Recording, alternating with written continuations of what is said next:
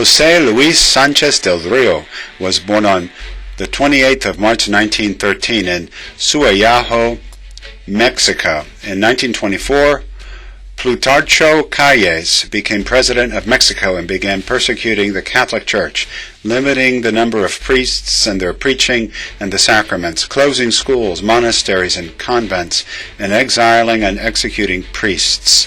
In 1926, the Cristero War began between faithful Catholics and the Mexican government, called the Federales. José wanted to join his two brothers fighting for Jesus and his church. His mother was originally against it, but finally consented. José was captured in battle after giving his horse to a Cristero general.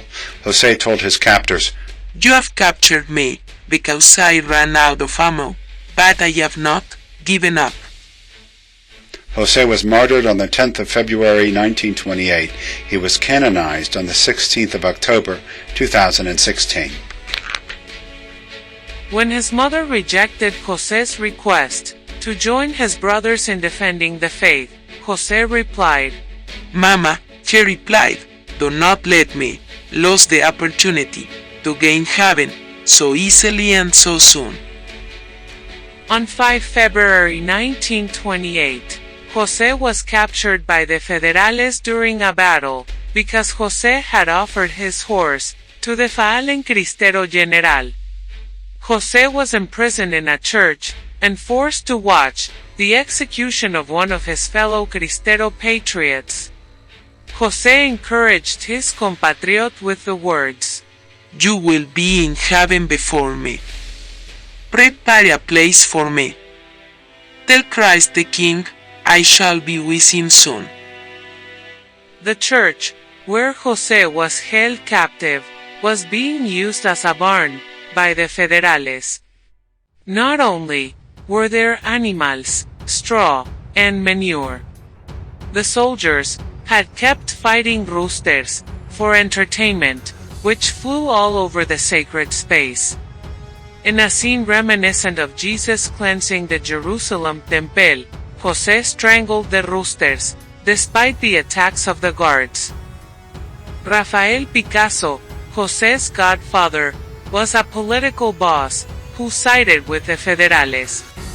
When Picasso saw what José had done, Picasso was enraged and grabbed José by the arm and yelled, "Don't you realize what you did?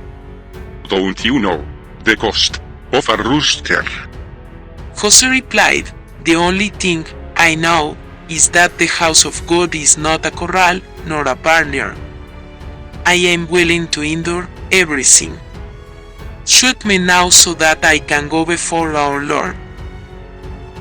His godfather tried to convince the boy to attend the prestigious Federal military school, but José answered, "I would rather die first.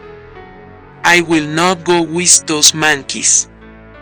Never with those persecutors of the church. If you let me go, tomorrow I will return to the Cristeros. Viva Cristo Rey! Long live Christ the King! Viva la Virgen de Guadalupe! Long live the Virgin of Guadalupe!" José was able to write a letter to his mother while in prison. "My dear mother, I was made a prisoner in battle today. I think I will die soon, but I do not care, mother. Resign yourself to the will of God. I will die happy because I die on the side of our God. Do not worry about my death, which would mortify me. Tell my brothers to follow the example that their youngest brother leaves them, and do the will of God. Have a courage, and send me your blessing along with my father's. Send my regards to everyone, one last time, and finally, receive the heart of your son who loved you so much and who wanted to see you before dying. José Sanchez del Rio." According to the Vatican website, on the 10th of February, 1928, the teenager was brutally tortured and the skin on the bottoms of his feet was cut off.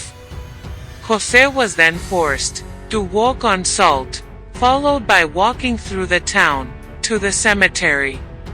The young boy screamed with pain, but would not give in. At times, the soldier stopped him and said, If you shout, Death to Christ the King, we will spare your life.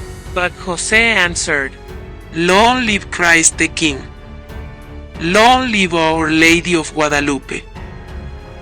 Tortured and beaten, it was said that Jose still had the energy to tell his persecutors, You have done a lot to me, but God still allows me. But when I can no longer speak, if I wiggle my feet, that means Viva Cristo Rey and the Virgin of Guadalupe. When the boy arrived at the cemetery, Jose was questioned another time if he would deny his faith. The 14-year-old shouted out, Long live Christ the King, and was summarily shot.